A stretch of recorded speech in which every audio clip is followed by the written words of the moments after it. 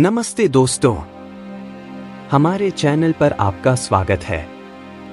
आज हम एक महत्वपूर्ण और विवादास्पद घटना की गहराई में जाएंगे। 1975 का आपातकाल जानेंगे कि प्रधानमंत्री इंदिरा गांधी ने आपातकाल क्यों घोषित किया और इसके भारत पर क्या प्रभाव पड़े। चलिए शुरुआत करते हैं।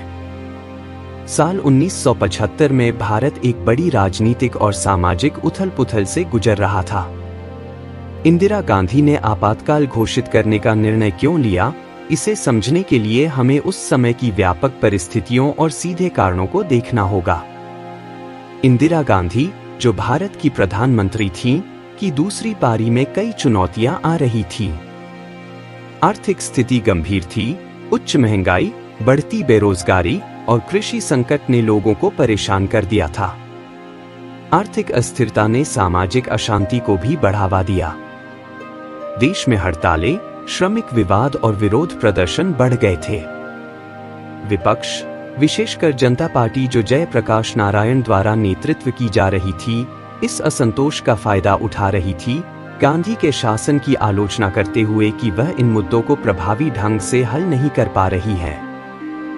स्थिति और भी बिगड़ी जब इंदिरा गांधी के खिलाफ भ्रष्टाचार और तानाशाही के आरोप लगने लगे। विपक्ष ने गांधी की सरकार पर चुनावी प्रक्रियाओं में धांधली और लोकतांत्रिक स्वतंत्रताओं को दबाने का आरोप लगाया। ये आरोप 1975 के सुप्रीम कोर्ट के फैसले से भी प्रबल हुए, जिसमें गांधी को चुनावी अनियमितताओं का दोषी ठहराया गया। राजनीतिक अलगाव और सत्ता खोने के खतरे का सामना करते हुए गांधी ने 25 जून 1975 को आपातकाल घोषित कर दिया। उन्होंने आंतरिक अशांति और व्यवस्था बहाल करने की आवश्यकता का हवाला दिया।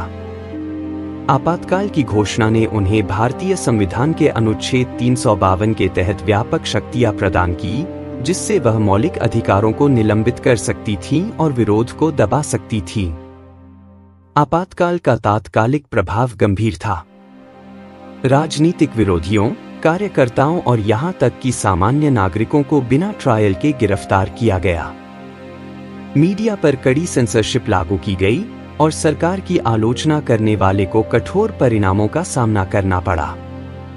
आपातकाल के दौरान नागरिक स्वतंत्रताओं पर भी बड़ा आघात हुआ।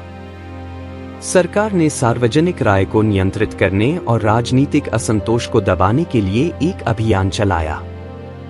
इस अवधि में व्यापक निगरानी और मनमाने ढंग से गिरफ्तारियां देखी गईं, साथ ही प्रेस की स्वतंत्रता और व्यक्तिगत अधिकारों को भी कम कर दिया गया।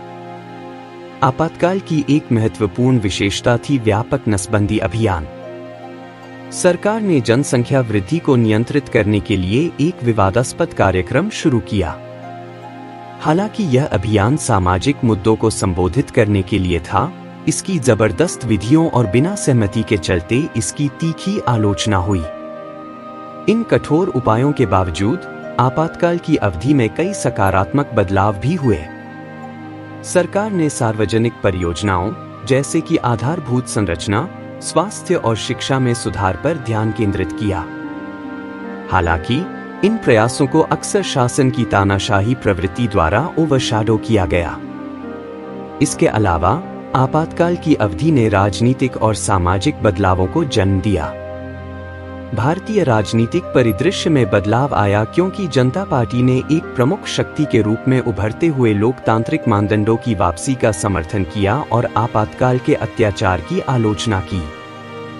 जब मार्च 1977 में आपातकाल समाप्त हुआ और चुनावों की घोषणा की गई, तो परिणाम चौंकाने वाले थे। भारतीय मतदाता ने गांधी के शासन के प्रति असंतोष व्यक्त करते हुए जनता पार्टी के पक्ष में भारी मतदान किया, जिससे देश में महत्वपूर्ण राजनीतिक बदलाव आया। आपातकाल के बाद भारतीय लोकतंत्र की रक्षा के लिए राजनीतिक संस्थानों और नागरिक स्वतंत्रताओं को सुरक्षित रखने पर ध्यान केंद्रित किया गया। यह भारतीय लोकतंत्र के भविष्य को आकार देने में एक महत्वपूर्ण मोड़ साबित हुआ। तो यही है 1975 के आपातकाल की कहानी, भारतीय इतिहास का एक जटिल और महत्वपूर्ण अध्याय। यह हमें शासन और लोकतंत्र के बीच संतुलन के महत्व की याद दिलाता है, और जब यह संतुलन बिगड़ता है तो इसके परिणाम क्या हो सकते हैं।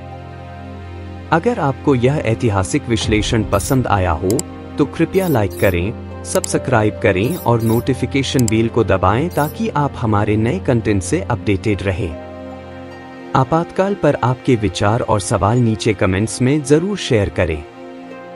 देखने के लिए धन्यवाद और अगली बार मिलते हैं।